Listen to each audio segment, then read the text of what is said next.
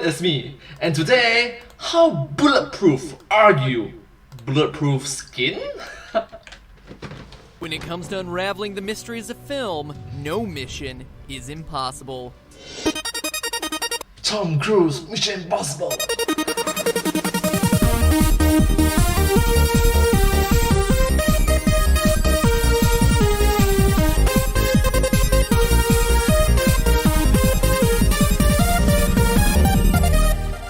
Hello, Internet! Welcome to Film Theory. Hello, Internet. Welcome to Film Theory.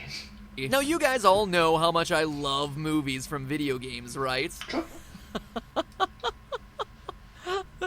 Sorry, I just make myself laugh sometimes. Anyway, this one's a little bit different, since today we're talking about Hitman, which is much more Bourne Identity and much less Super Mario the movie. In case you haven't seen it yet, the non-spoiler premise of Hitman Agent 47 is that a top-secret organization has been modifying human DNA to splice together the best genes and create superhumans. They train their little genetic creations from birth to become the ultimate killing machines, and that's about all I can talk about without stepping into spoiler territories. With a barcode on the back of the head. So, hey, avert your eyes and go to the movies, then come back and watch this, because this episode is really, really good. So yeah, I'm sorry, like Matt Pat said, spoilers alert. Sorry. Better yet, click on the Film Theory playlist, rack me up some retention time, you go see the movie, come back, and then watch this video. We Retention time is over 9,000! all win, but mostly me, because of that sweet, sweet retention time. Seriously, you're gonna want to watch this one. Okay, you back? Picking popcorn kernels out of your teeth, wiping artificial butter substitute off your fingers, but still getting your keys all greasy? Good. On we go. So Agent 47 is cool and all, but for me, the most interesting character with the least interesting name is John Smith, who has this bizarre knack for staying alive despite being shot repeatedly. In a typical spy movie, you have your villains, sure, but they're just regular guys. When you finally shoot them, which granted does take about 6 scenes and 2 expensive car chases, they do tend to, you know, die. In Hitman, though, the problem is that when the heroes shoot the bad guy, John Smith, they have to keep shooting it. Load in, shoot, dead? Like, this guy seriously cannot die. Bang, you're dead. Oh, no, just kidding, you're still here. Oh, okay, you're back again. Discount bullets are the worst. There's literally one line in the movie that The bullets are like throw bullets. actually explains how he's pulling this off. He has subdermal body armor. Pretty crazy, huh? That's it. That's all we get in terms of exposition. Subdermal armor. As in, he has a bulletproof shield that sits under his skin. Yeah. Okay. Nice try. Why doesn't John Smith just say resurrection stone? That would have been just as plausible, right? Wrong. Believe it or not, the technology to create bulletproof skin actually exists. What? Basically, what we're talking about here is a bulletproof vest, but instead of wearing it under your clothes, you wear it under your skin. Okay, what do we know that's bulletproof? Obviously, old Zachary Q isn't installing steel plates under his... Bulletproof things: steel, Superman, bullets, Kevlar, energy shields, 3-inch cement, 8-inch water, entertainment, Jimmy Kim. Oh my gosh! So we need a few other ideas. Let's start with the most famous bullet stopper, Kevlar. It's weird, isn't it, that whenever someone's like, oh yes, the shield was fortified with Kevlar, everyone's always like, ah yes, oh of course, Kevlar, how'd you roll? As if any of us actually know what Kevlar is. I mean, we all pretend like we're super familiar with it because it shows up in every episode of Burn Notice. But until doing the research for this episode, I for one had no idea that it's actually just a really strong plastic. Not like this plastic or that plastic, but like the Superman of plastic. In fact, it would be stronger than the old Man of Steel since it's 5 times stronger than steel by weight. More importantly than just strength, though, we need Man of Steel! Man of Kevlar! to take a look at its tensile strength. Tensile strength is a measure of a material's resistance to tearing, or basically tells you how much force it takes to break through it. So, think about it as tensile strength. Something like that.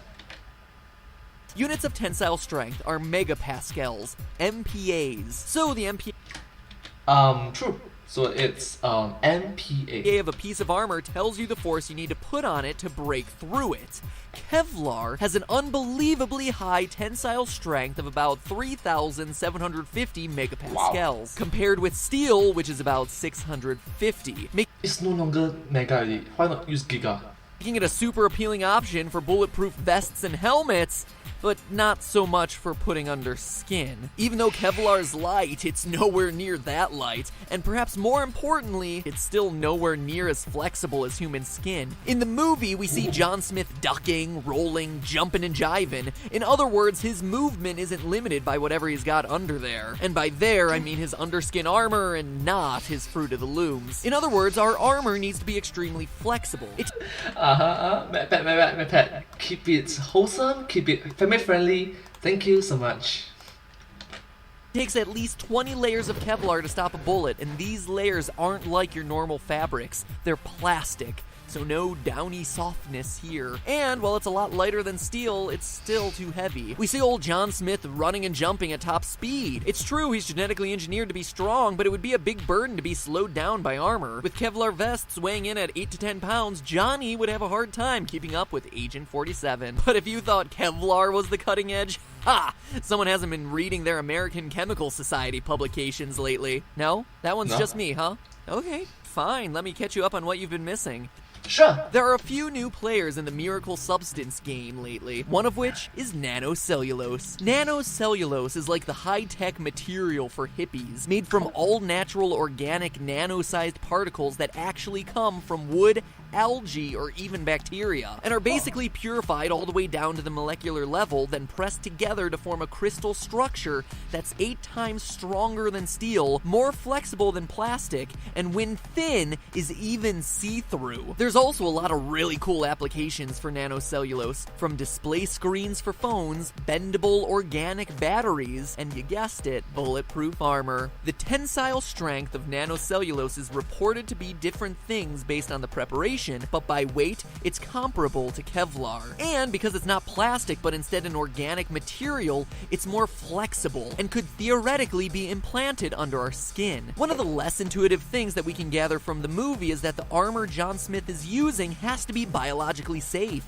So what are the negative impacts of it? This may be sci-fi, but at a fundamental level, John Smith still has human DNA, which means his body is susceptible to the same things we are. And the human body generally doesn't have a whole bunch of unidentifiable junk sitting around it. Vulnerable to diseases, infections, foreign substances. Oh my gosh. Global pandemic. Bees, bears, bombs, true love. Aww.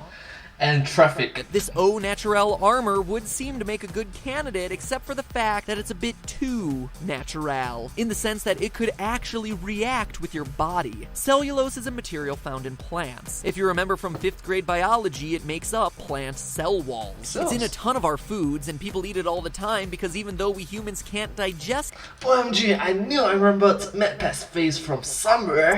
it makes us feel full. The way it does that, though, is by reacting with what's already in our bodies. Water. Cellulose is extremely porous and it attracts water molecules that stick to it on every side. Nanocellulose exposed to water blows up to hundreds of times its volume. That's why eating things with cellulose make you feel full, because literally it's bloating you with water. If you were to put nanocellulose under the skin, the water that's in your body would be absorbed and stretch you out like a human balloon. Oh my gosh, does this nanocellulose make me look fat? Even though the armor itself would be relatively light, the water that pulled around it would add pounds and give your whole body a bloated, pillowy texture. And definitely not the svelte Johnny Smith we've come to know and love. But wait, we're not done. There is, in fact, a miracle substance that will allow us our perfect under armor. Or, I guess, underskin armor. Graphene. Like its compadre nanocellulose, it's a carbon-based sheet. But unlike nanocellulose, there's nothing else in it. While other materials are a mix of carbon, oxygen, and a few other elements, graphene is unique because it's made Carbon and carbon. together. Completely out of locked carbon crystals that can exist as thin as one molecule and can be stacked in layers to form a crystal lattice. If that concept doesn't sound familiar, it should. In principle, it's the same structure that's used to Pencil, I remember. Yeah, so we can get it from pencil.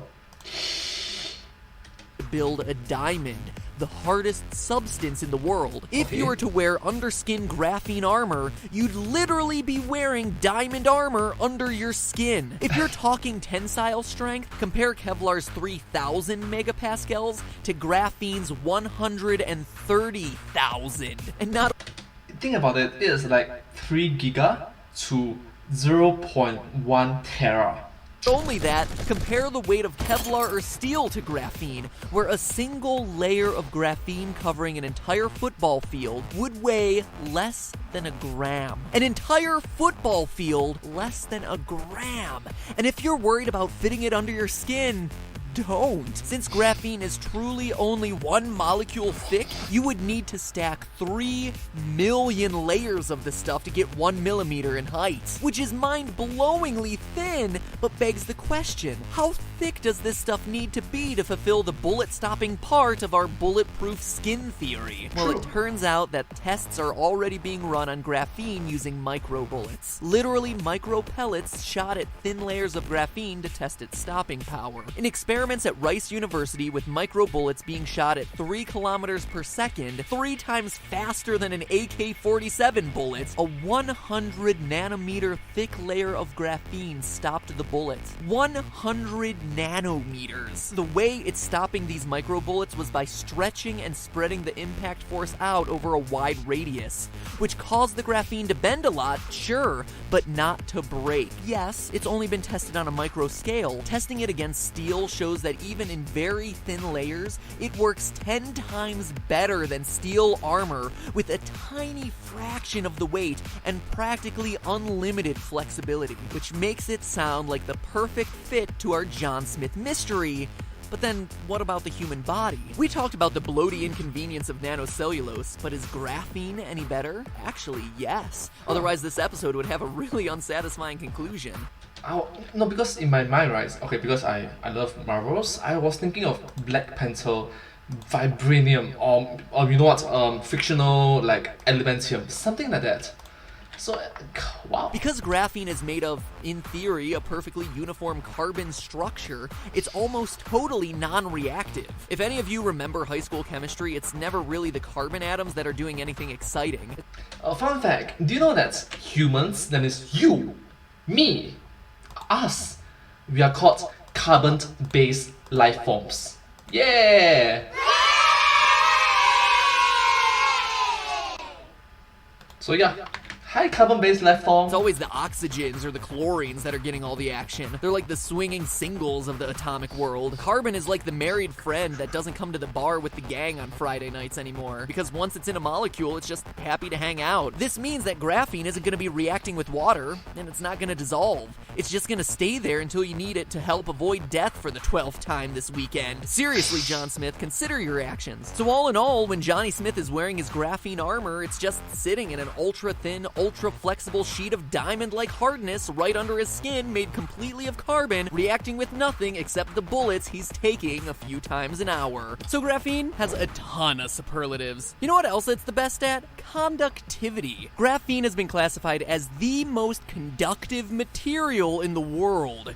I thought silver. Meaning that while it would protect the wearer from bullets better than any other substance, it's not the kind of thing you'd want to be wearing in a thunderstorm. But still, not a bad trade-off for being I didn't do anything wrong. Don't taste me, bro. indestructible. So in the end, what started off as one of the most improbable villains in an action movie, John Smith's Subdermal titanium body armor. turns out to be an awesome example of cutting-edge and completely plausible tech. Wait, did they just say subdermal titanium armor? After all this, and he's not even wearing the stuff? Ugh. Well, in the end, I suppose it was just a theory. A film theory. And cut. Welcome back. I am invincible. But hey, that's just a theory. A film theory. Back to the super amazing end card tournament, where Wow! Welcome back to the super amazing entertainment! I'm curious, if you had the chance to implant yourself with subdermal super skin like graphene, would you do it? Like, it's a cool idea in theory, I get it, but seriously, what are you doing in your life that you would need something like that? It's not like you're getting mugged every time you're headed to the corner store for a gallon of milk. Or, if you are, I'm sorry for that joke. And I would also recommend trying to move. Please move from your current residential area. Anyway, I was just curious what you would do. Yes or no? Click on one to cast your vote and get sent to the channel page where you can watch all the other nifty videos we've been making lately. Did you know Movies and Frame by Frame have had some stellar uploads lately? So I'd go and check out those series if you haven't yet. Now, if you'll excuse me, I've got a bow tie to tie. I don't care how smart you are, those things are tough. Or you can do some clip-ons as well, clip-on ties. Anyways, thank you so much for watching this video. I hope that you like this video because it's very unique and special to watch. If you do like this video, please remember to like, share and subscribe to my channel and comment down below if you have anything to share with us. Don't forget to follow my channel, and I sincerely appreciate all of your support and encouragement for my work. Thank you so much, and I hope to see you in my next video. But hey, that's just a theory, a film theory. Thanks for watching. Sorry. What am I doing? What am I doing? That is game theory. One more time. But hey, that's just a theory, a film theory, and cut.